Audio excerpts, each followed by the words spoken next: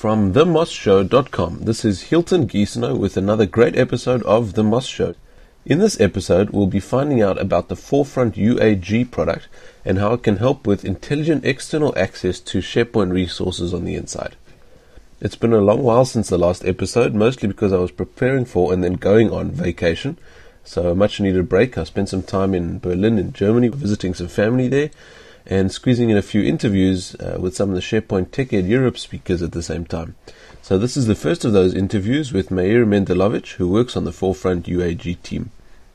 In this 20 seconds of SharePoint news bit I'd like to do up front, I'm hoping most of you listeners by now have heard that the beta for SharePoint 2010 is out, so go ahead and download that. I've only downloaded the SharePoint Server beta right now, which is what they're now calling Moss. So the WSS version is now SharePoint Foundations, but the one that I got, the SharePoint Server one, is about 500 megs in size, so not too big. I've yet to install it though. What I am going to do is install it on my Windows 7 host machine, which is now a fully supported operation without needing a specific virtual machine to run it on. It's obviously well planned because there's a bit of a catch-22 otherwise, because SharePoint 2010 will only run on 64-bit and Virtual PC, Microsoft Virtual PC, can only run 32-bit. So we would have been in a little bit of a sticky situation, but thankfully the new SharePoint 2010 that comes out will run on a direct client operating system as well. It seems to only run on Windows 7. Not sure if it runs on Windows Vista, but obviously you need to be running a 64-bit version of Windows 7 as well. So if you guys are deving on 32-bit versions of Windows 7, not sure why you'd be doing that, but you need to be upgrading to 64-bit anyway.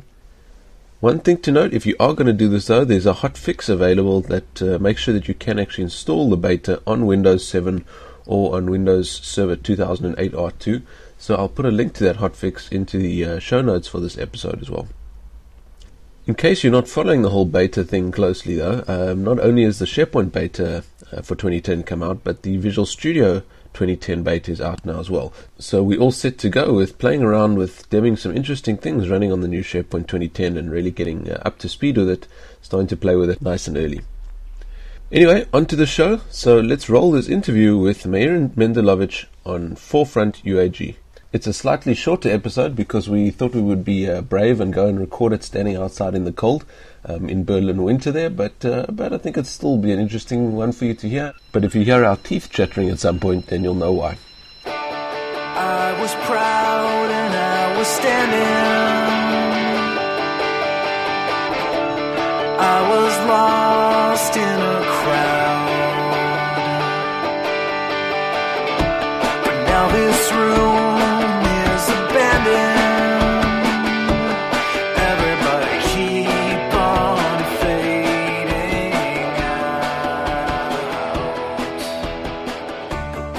out. Okay, I'm sitting here today at Tech Ed Europe in very cold and dark Berlin with Meir Mendelovich, who's going to be talking to us a little bit about the security side of SharePoint. So we'll be talking about some remote access and some things a little bit about some of the Forefront products and how they tie in specifically to SharePoint. So Meir, thank you for taking the time to share your expertise. My pleasure, and I hope that many people in South Africa would use that. Sure, we're going to be talking about some of the different security sides of it, and we've got some unique challenges in South Africa with things like bandwidth and stuff. But I think the stuff we'll be talking about addresses a global audience. I think it's a global problem, external access, and I think it's going to be changing a little bit in 2010. We can maybe talk about some of that. I don't know if you want to jump into Geneva and that sort of stuff. But then maybe take it away. Tell me what you do on a day-to-day basis. Okay, so I'm working for the UAG product here. UAG, it's Forefront Unified Access Gateway. Okay. We now call our group as Anywhere Access because this is basically what we are doing. We focusing on enabling users to access what they want to from anywhere, any device, any application, any network, to make the access being as transparent as possible. Now that opens lots of new opportunities, especially for SharePoint sites.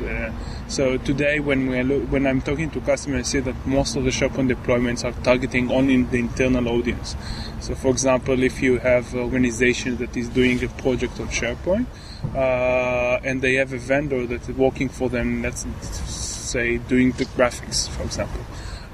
So usually in most cases we see that this vendor is interacting through email, which is bad, and someone within the organization takes the document and put it on SharePoint, and that's a very cumbersome way of and inefficient way of doing things.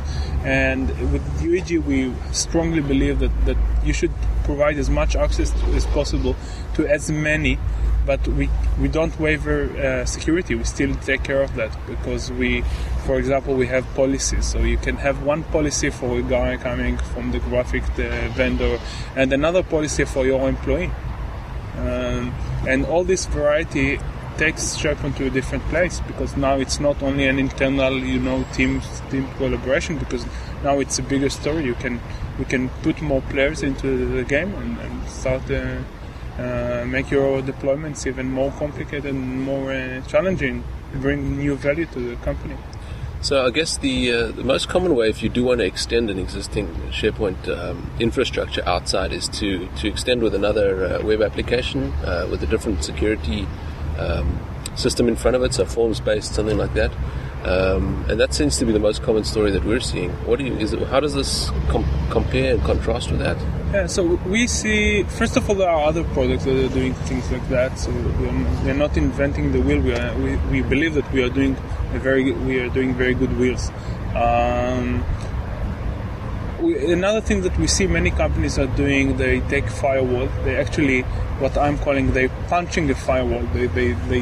They say, okay, for the SharePoint server, I would let them in, but please ask them to keep only on the SharePoint server.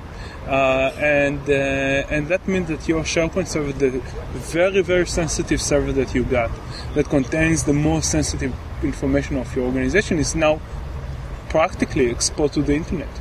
And we believe that you should always have something that is doing an application level filtering and that is application aware. And this is where UEG brings, when you publish SharePoint with UEG, SharePoint UEG understand SharePoint. So, for example, we know when user is uploading stuff.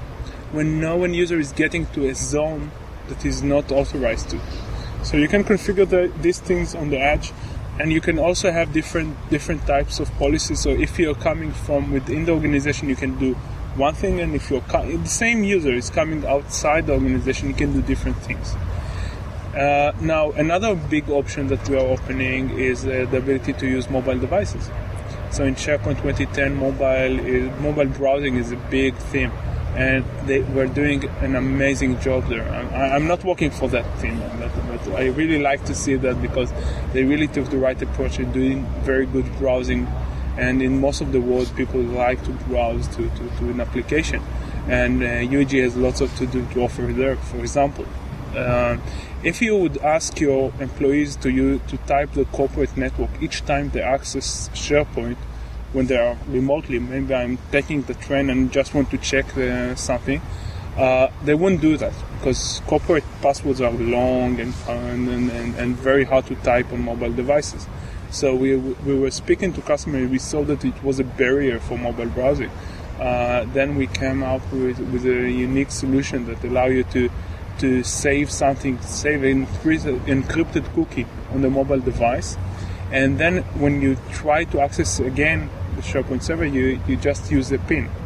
Now we don't compromise security. We saw very big vendors like that simply put a cookie with that lets you get in without any PIN, without anything, and this is unsecure.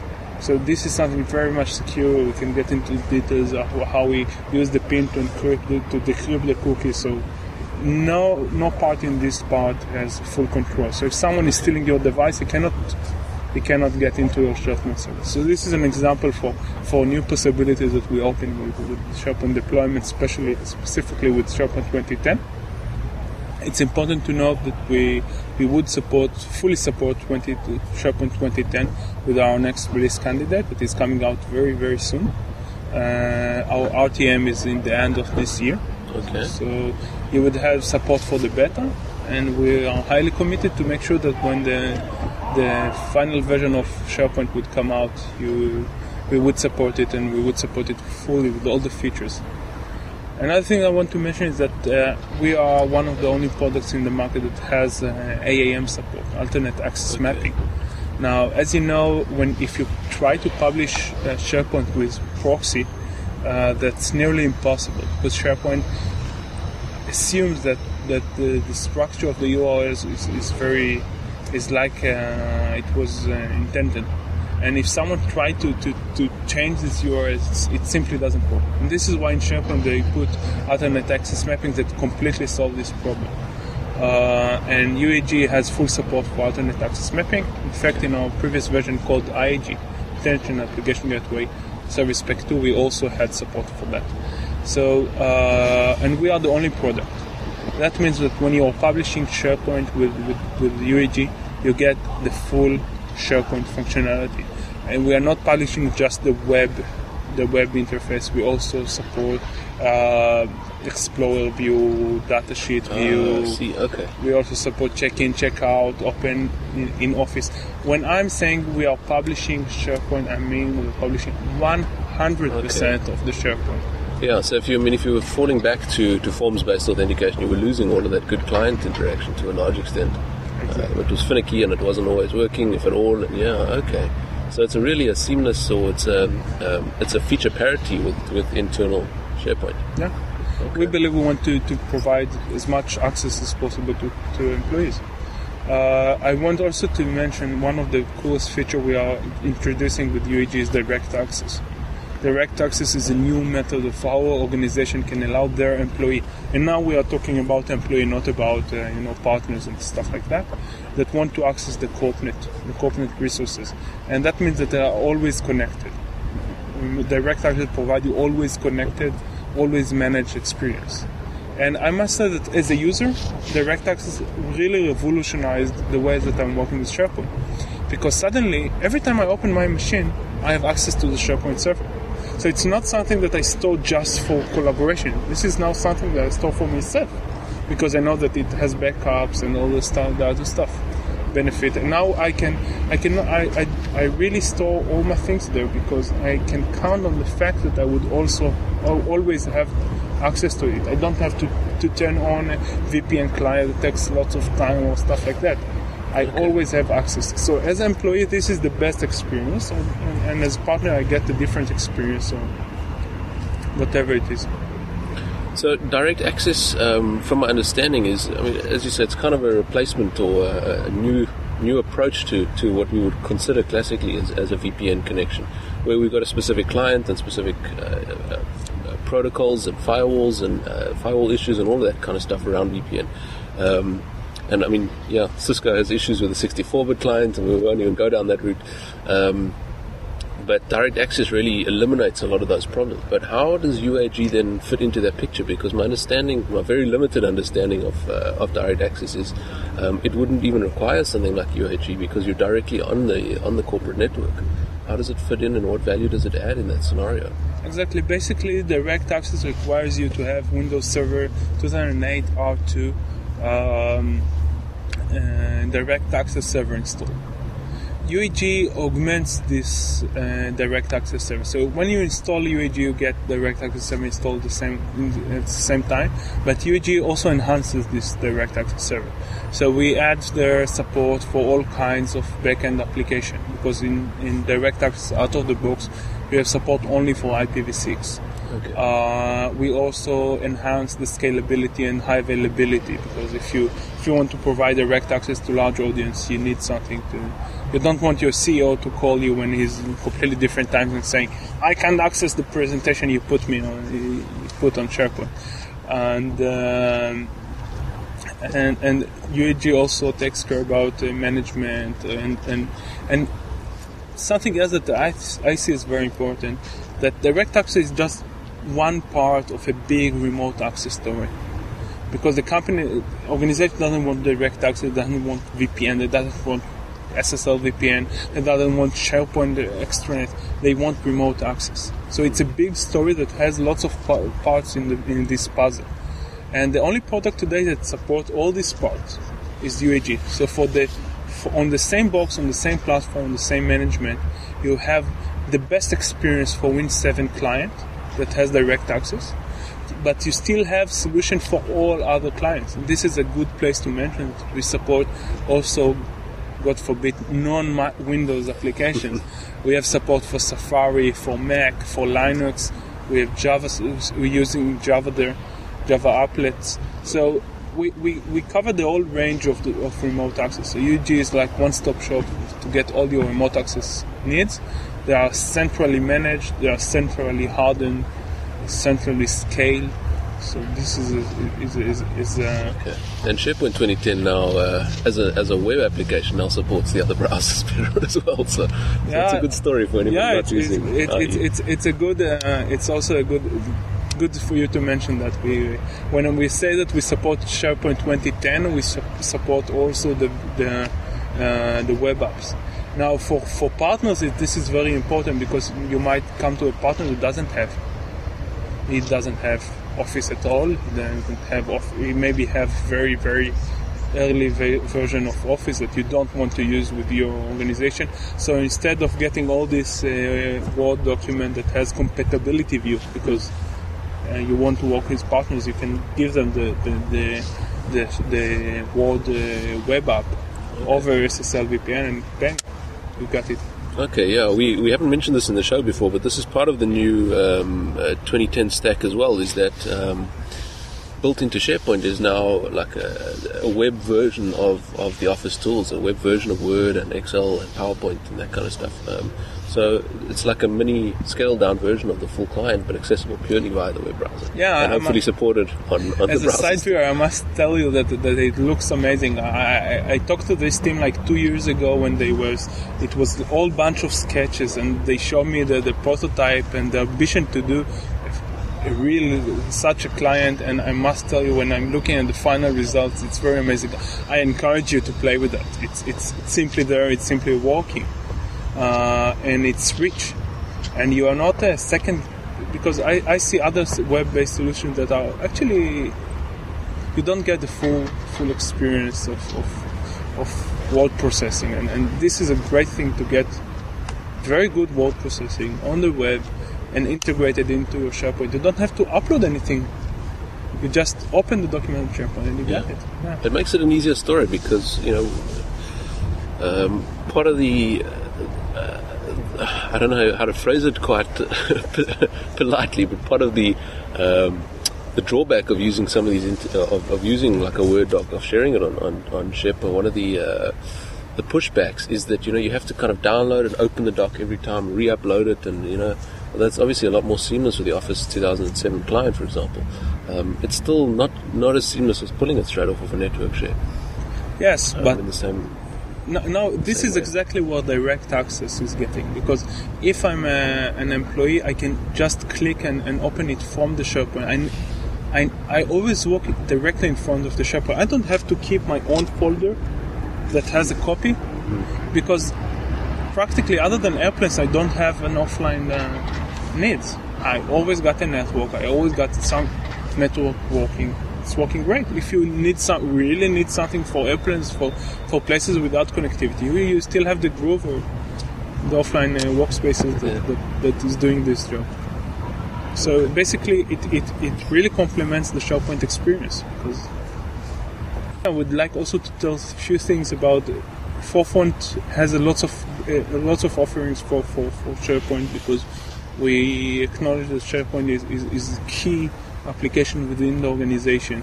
So we also have a very good solution for rights management, for locking things, and it's integrated with SharePoint, so you can mark document as only company employee can watch it, and so people, even when they open it, they cannot save as and stuff like that. And that filters down, rights management infrastructure filters down onto the desktop client. So you're saying not that they can't save as somewhere else in SharePoint, but they literally can't save as onto their desktop. Or their machine. It's even with web applications. So you can watch it, but you cannot copy paste that. Okay.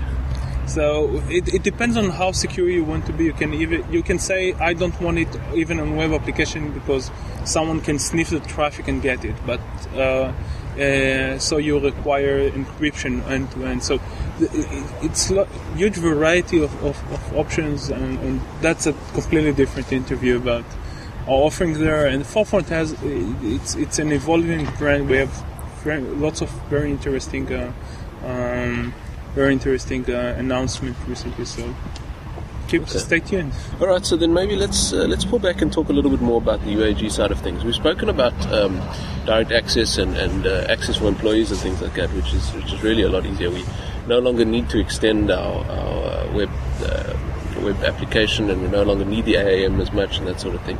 But let's talk now about external parties. Maybe what the requirements are, what kind of management are we doing? Are we managing users, an AD directly, or that kind of stuff? Maybe take us through that scenario. Okay, so UAG is basically an application level gateway.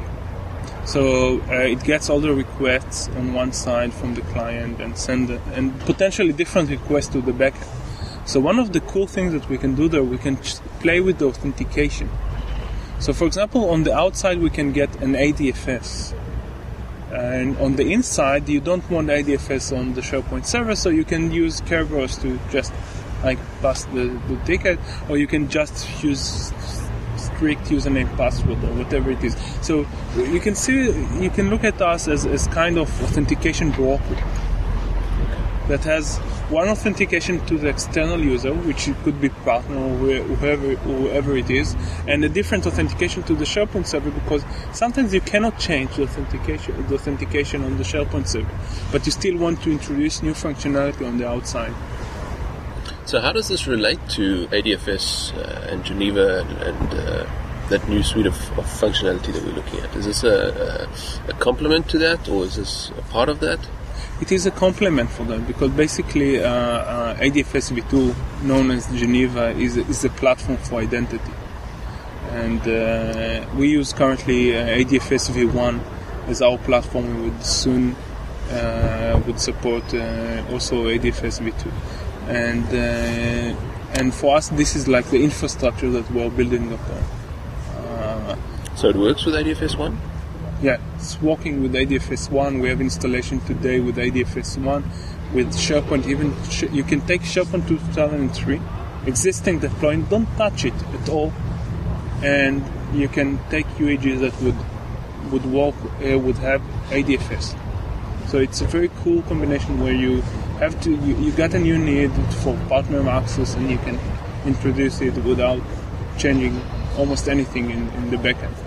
Of course, if you want to use Kerberos, you have to tweak the SharePoint deployment to use. Okay. So what does my user management look like in that scenario? The users are managed by the external supplier. But how am I passing them through? There are many techniques. I think that maybe you should speak also to an expert in that. Okay. But basically, you can do a user-to-user between the internal and external. You can do a mapping. So in that case, I'm doing an explicit mapping, user-to-user. Yeah.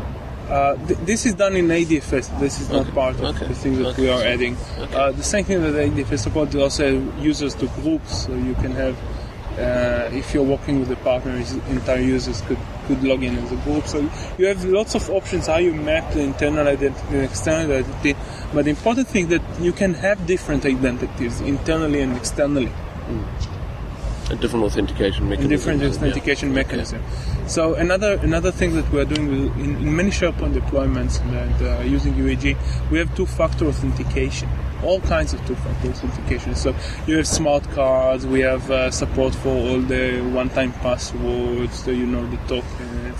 Many coming from many companies. So there are lots of solutions out there. We also have unique solutions that integrates mobile-based authentication. So it sends to you, for example, SMS with the PIN, and you have to type it. So lots of different types of two-factor authentication.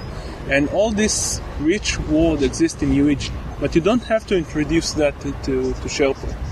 So UAG would make sure that people coming outside would have two-factor authentication, and then for the SharePoint would only see username and password. So this complexity stays on the edge, and people who access the SharePoint internally won't even see it. Okay, so my work is actually even less than what it was with as a SharePoint administrator going forward, for example. Yes. Is there anything that I would need to configure?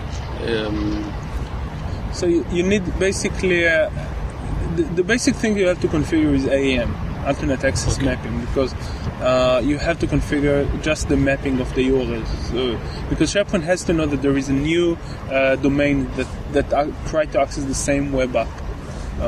So this is the basic thing. In most of the cases, this is the only thing. If you want to use a sophisticated authentication mechanism between UAG and the SharePoint, like Kerberos, then you also need to configure SharePoint to work with Kerberos and stuff like that. We have lots of information about that in our TechNet, in our blog, so just go there and read it. Use your favorite search engine, get to TechNet, UAG, SharePoint. You would get lots of documents, lots of ideas, lots of tips. I, by the way, use Bing. Truly, I like it. Just for the photos and the end of the day, to see something new. And if someone doesn't know what we are talking about, go for Bing.com. Yeah, it's cool. Or just install Search Server and you'll get your Bing federated search web parts coming up as well. Okay, so then maybe let's sum up. What's the key takeaway, the key message for the listeners? The key message is now get all the authentication mess and all this stuff out of your SharePoint. That's one thing. Second thing is open your SharePoint to add more audiences to the same SharePoint deployment. You don't have to do different SharePoint deployments for extranet and stuff like So that. a separate deployment in the DMZ, for example? And Yes, it's so complex to manage them.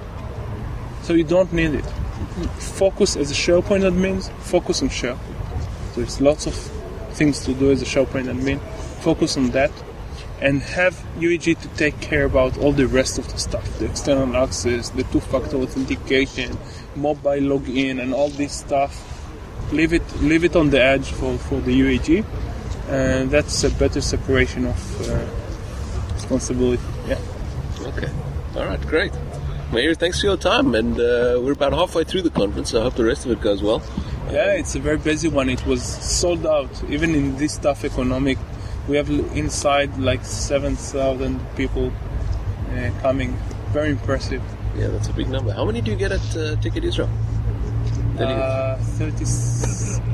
They are doing it only twice a year, and it's about 4,000. Okay, that's a fair number. For a small Because country. we have a big Yeah, sure. Big software IT infrastructure there. It's not IT industry. It's software. We in Israel we differentiate between the two Okay.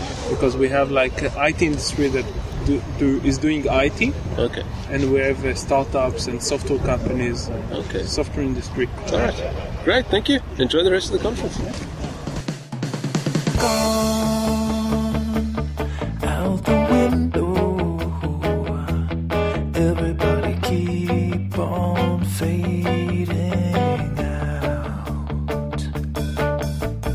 Gone out the window, everybody keep on fading out. If you've got any questions about any of the ideas discussed in this episode, or you'd like to give other feedback, like show topics or requests, then mail us at feedback@TheMossShow.com.